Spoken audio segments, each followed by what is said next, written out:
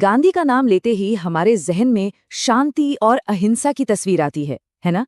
लेकिन उनके सियासी फलसफे में एक बहुत गहरी, एक बहुत दिलचस्प पहेली छुपी हुई है। सोचिए, एक ऐसा इंसान जिसे बनाने में, जिसे गढ़ने में पश्चिम का इतना बड़ा हाथ था, वो आखिरकार उसी पश्चिमी सभ्यता का सबसे बड़ा आलोचक कैसे बन गया? आइए इसी गुत्थी को आज सुलझाने की कोशिश करते हैं। गांधी की ये बात कमाल की है। इससे ये साफ पता चलता है कि वो अपने ब्रिटिश विरोधियों की नब्ज को कितना अच्छा समझते थे।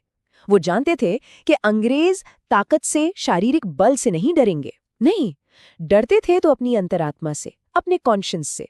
और बस यही एक छोटी सी बात, यही समझ उनके पूरे दर्शन का, उनकी पूरी लड़ाई का आधार बन गई। तो यहीं से शुरू होता है गांधी का विरोधाभास, एक ऐसा शख्स जिसे पश्चिम ने गढ़ा और जो बाद में उसी का सबसे बड़ा आलोचक बन बैठा। सवाल यही है कि आखिर ये हुआ कैसे? एक बहुत ही दिलचस्प सफर है ये। चलिए शुरू करते हैं। तो इस सफर की शुरुआत हम वहीं से करते हैं जहां से गांधी की कहानी शुरू हुई, मतलब पश्चिम से। देखते हैं कि वो कौन से विचारक थे, वो कौन से आइडियाज थे जिन्होंने एक आम मोहनदास को एक क्रांतिकारी महात्मा में तब्दील कर दिया। ये बात शायद थोड़ी चौंकाने वाली लगे, है ना? क्योंकि हम अक्सर गांधी को एक प्योरली भारतीय, एक पूर्वी दार्शनिक की तरह देखते हैं। लेकिन सच तो ये है कि उनकी सोच पर जो सबसे गहरा असर पड़ा वो भारत से नहीं बल्कि पश्चिम के 3 विचारकों से आया, रस्किन, टॉल्स्टॉय और थॉरो। जरा सोचिए, एक मामूली सी ट्रेन यात्रा और उस यात्रा में पढ़ी गई एक किताब, जॉन रस्किन की अनटू दिस लास्ट। इस एक किताब ने गांधी की जिंदगी को हमेशा हमेशा के लिए बदल दिया। इसके 3 सिद्धांत उनके दिलो दिमाग में उतर गए। पहला, कि एक इंसान की भलाई सबकी भलाई में है। दूसरा, कि एक वकील और एक नाई के काम की कीमत बराबर है। और तीसरा, कि मेहनत की, श्रम की जिंदगी ही असल में जीने लायक जिंदगी है। लेकिन सिर्फ रस्किन ही नहीं थे। गांधी ने रूस के महान लेखक टॉल्स्टॉय से सीखा कि प्रेम में, मोहब्बत में कितनी ताकत होती है। उन्होंने अमेरिकी दार्शनिक थॉरो से सविनय अवज्ञा यानी सिविल डिसओबीडियंस का कॉन्सेप्ट लिया। ये आइडिया कि कभी-कभी सरकार की बात ना मानना ही सबसे बड़ी देशभक्ति होती है। और तो और सुकरात की तरह एक उसूलों भरी जिंदगी जीने का आदर्श भी उन्होंने अपनाया। हाँ, ये समझना बहुत जरूरी है। गांधी ने पश्चिम से सीखा तो बहुत कुछ, लेकिन वहां की जो बड़ी बड़ी राजनीतिक विचारधाराएं थीं, जो आइजम्स थे, उनको उन्होंने सिरे से खारिज कर दिया। जैसे मार्क्सवाद, उसकी क्रांति में हिंसा थी जो गांधी को कभी मंजूर नहीं हो सकती थी। उनका मानना था कि गलत रास्ते से चलकर सही मंजिल तक नहीं पहुंचा जा सकता। और दूसरी तरफ था उदारवाद यानी लिबरलिज्म।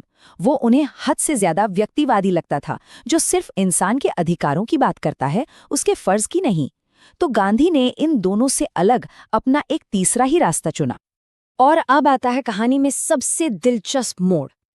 अब हम देखेंगे कि कैसे गांधी ने पश्चिम से सीखे हुए इन्हीं हथियारों का इस्तेमाल खुद पश्चिम के ही खिलाफ किया।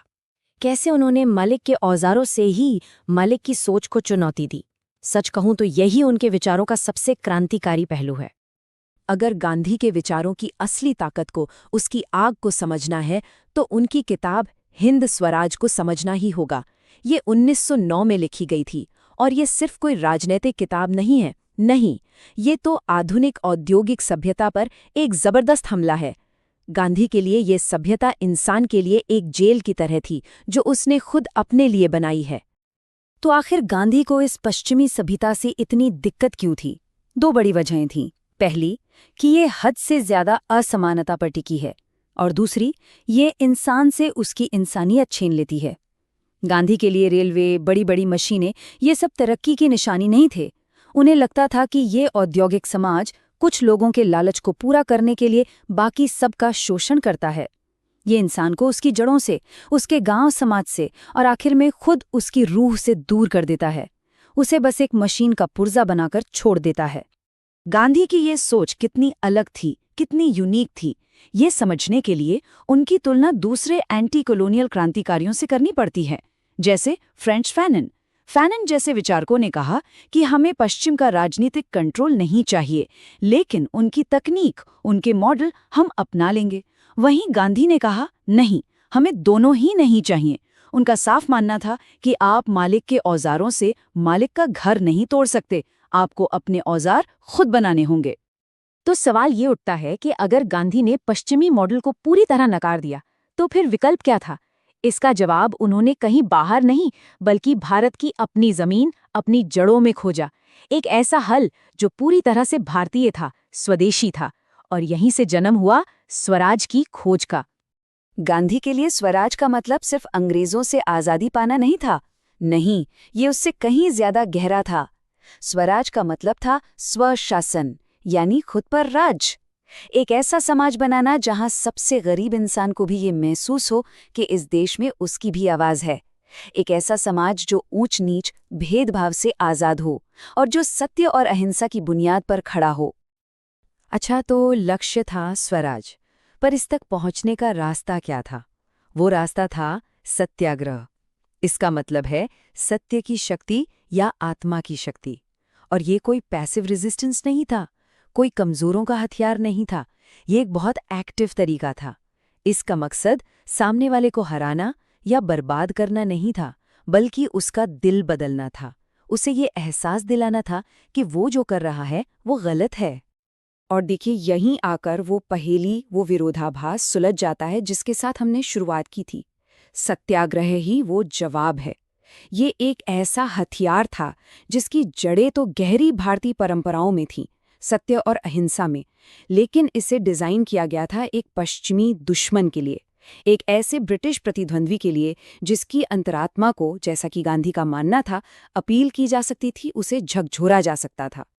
इससे हमें ये भी पता चलता है कि गांधी कितने प्रैक्टिकल, कितने व्यवहारिक इंसान थे। सत्याग्रह सिर्फ कोई हवाई दार्शनिक विचार नहीं था, नहीं, ये एक सोची समझी रणनीति थी, एक स्ट्रैटेजी। और इसे आखिरी हथियार के तौर पर इस्तेमाल किया जाता था जब बातचीत और बहस के सारे संवैधानिक रास्ते बंद हो चुके होते थे। तो हमने देखा कि गांधी के विचार कैसे बने। अब आखिर में हम ये देखेंगे कि इन विचारों की विरासत क्या रही, कैसे भारत में जन्मा ये दर्शन अपनी सरहदों को लांघकर पूरी दुनिया के लिए एक मिसाल बन गया। और ये विरासत जबरदस्त है। गांधी के विचार भारत में कैद होकर नहीं रहे। देखिए, अमेरिका में मार्टिन लूथर किंग जूनियर ने नस्ल भेद के खिलाफ अपनी पूरी लड़ाई गांधी के सत्याग्रह के तरीके पर लड़ी। दशकों बाद चेकोस्लोवाकिया में वैक्लव हेवेल ने बिना एक गोली चलाए एक अहिंसक वेलवेट रेवोल्यूशन के जरिए कम्युनिस्ट तानाशाही को उखाड़ फेंका। फिलीपींस से लेकर जर्मनी तक दुनिया भर के आंदोलनों ने गांधी से प्रेरणा ली। और ये सिलसिला आज भी जारी है।